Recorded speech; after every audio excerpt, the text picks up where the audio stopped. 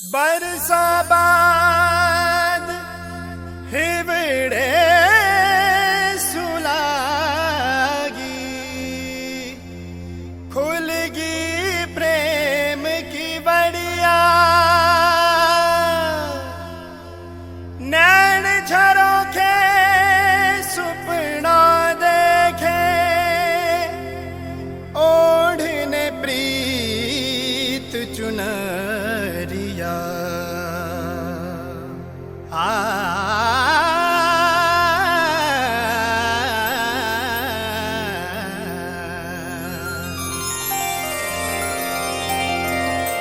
खोली प्रीत के बढ़िया म्हारा राज, हो राज जी हो गई भारी रात सुहागण आज जी।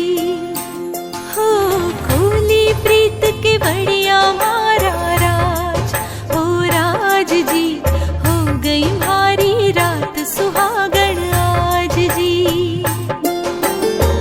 पियू जी मैं वारी वारी जाऊं, हो बलम जी मैं वारी वारी जाऊं, हो जाओ जी।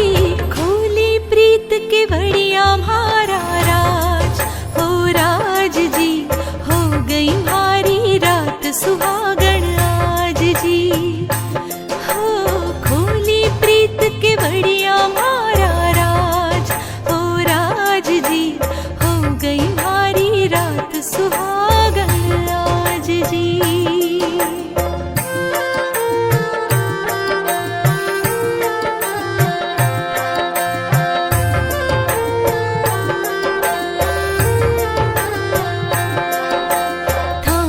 मिल बाताई साजन कितरी तड़पी थारी मरवण, थासु मिल बाताई साजन कितरी तड़पी थारी मरवण। बीत्या कितरा सूखा सावण, रंग बरसता फीका फागण। मरुधर में बरसी प्रेम री धार, ओ धार जी हो गई भारी रात सुहागण आज जी। पियू जी मैं वारी वारी जाऊं, हो बलम जी मैं वारी वारी जाऊं, हो जाओ जी। खोली प्रीत के बढ़िया म्हारा राज, हो राज जी हो गई भारी रात सुहागण आज जी।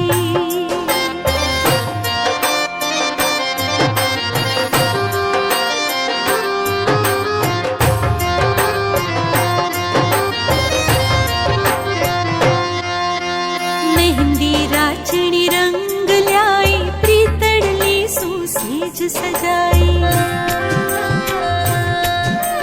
मेहंदी राचणी रंग ल्याई, प्रीतड़ली सूसेज सजाई। हिवड़े थारी लागी राज, महकी केसर काया आज।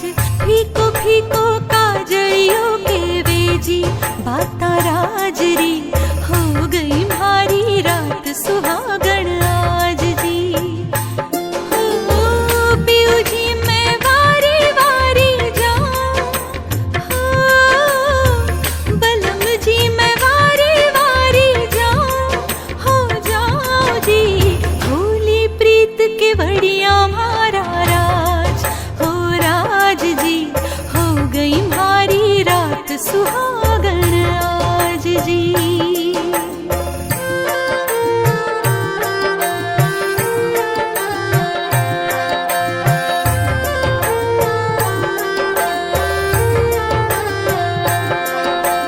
थाने मादलियों बना के, काले डोरिये सजा के।